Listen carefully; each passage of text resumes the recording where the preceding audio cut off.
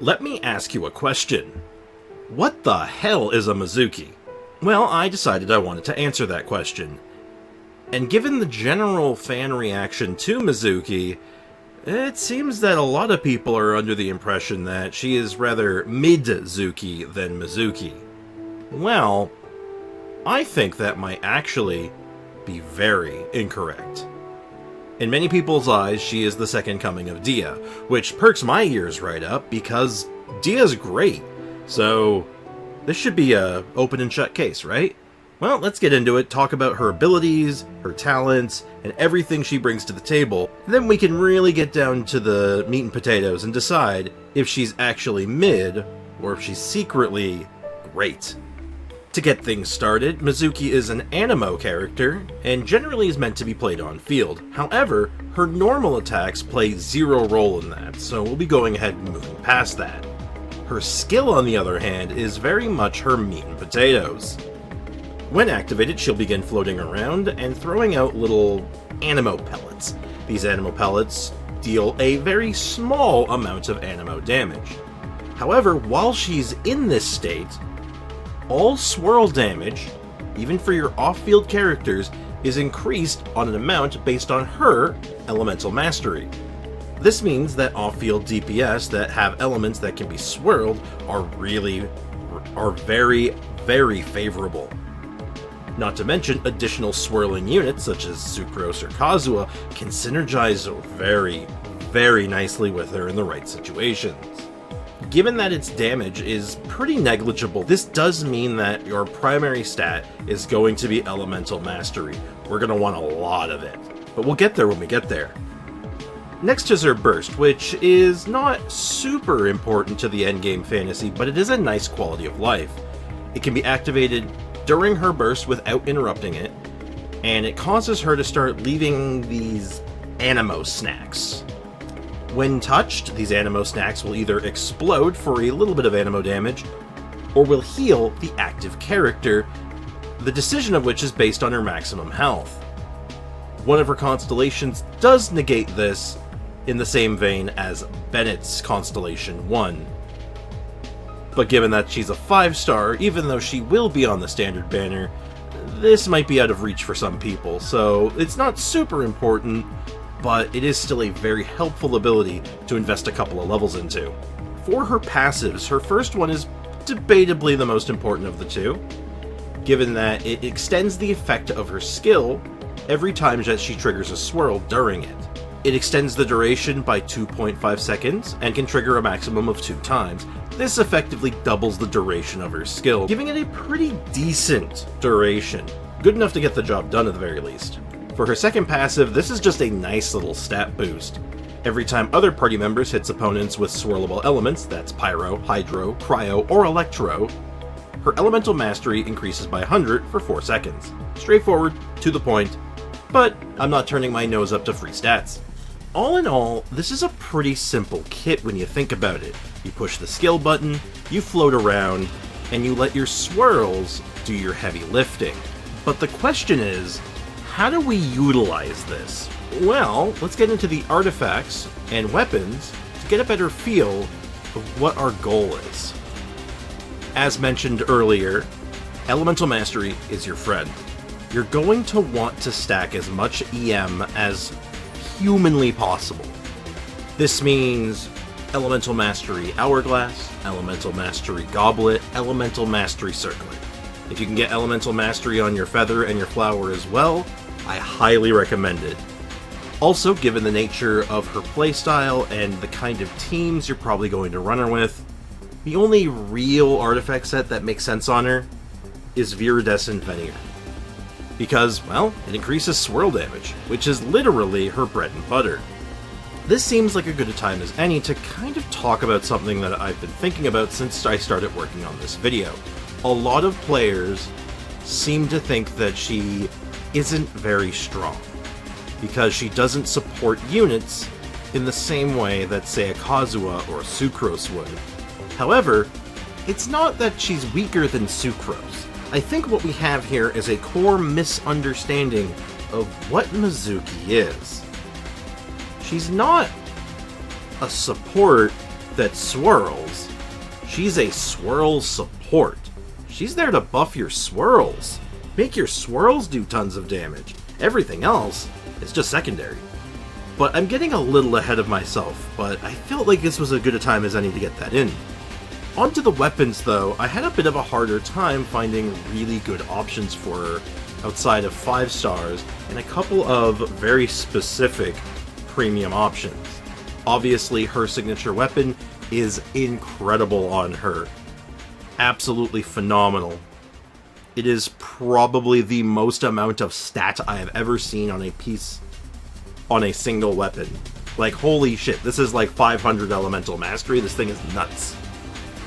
If you happen to have 1,000 floating dreams lying around, this is another really good option for her. Again, anything with a ton of elemental mastery. Something that's still premium, but a little less premium.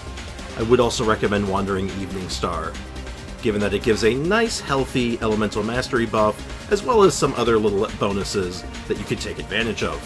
If you want something that's a bit more on the free-to-play side, you definitely have options such as Mapamare, which is craftable and you have access to right at the beginning of the game.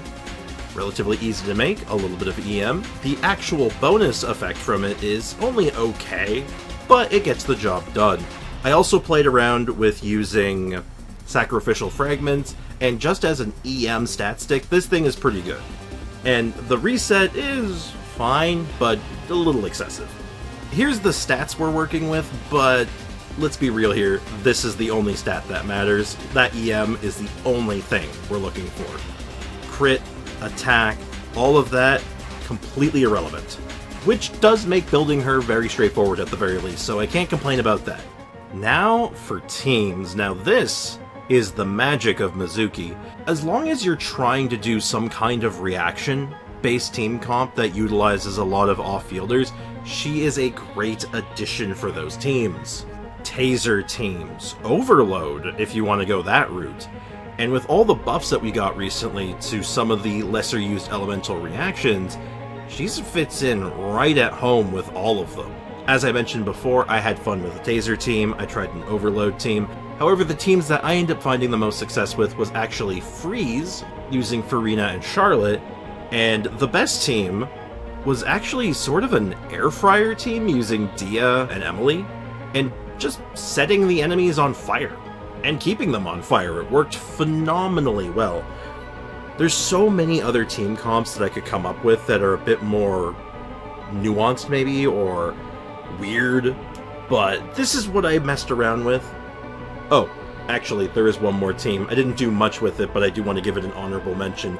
A Hyper Bloom team where I tried to use her as the driver. It's a little tricky to make work, but when she triggers a Hyper Bloom with an electro-infused swirl, man, does it hit like a dump truck. But overall, it was weird to use, but I did want to mention it because I did think it was really funny. So I did run a few of these teams through the Abyss a number of times, and I found that it was really good. Now, some people will say this was a little unfair, given that there was a apparent 600% increase to swirl damage.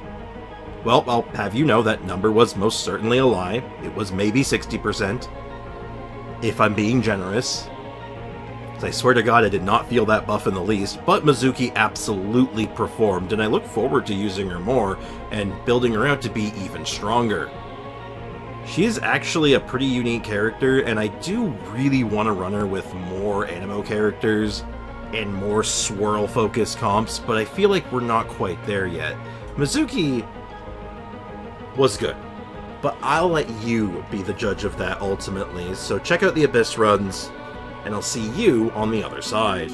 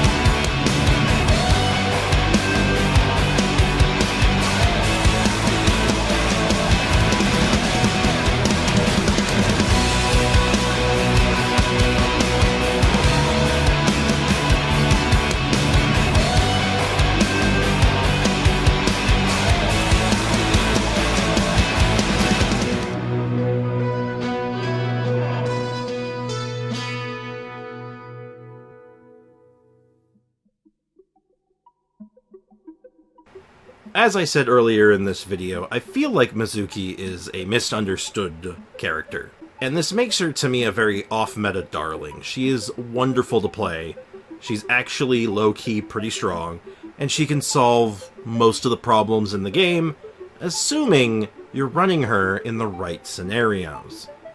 You're definitely not using her as a hyper carry, but as a swirling taser enabler, you have yourself a winner.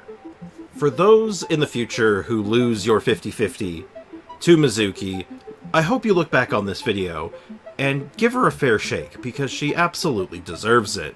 And it is worth noting that a character like Mizuki actually gets better with time. The more good characters that come out that can enable her swirling shenanigans, the better she gets.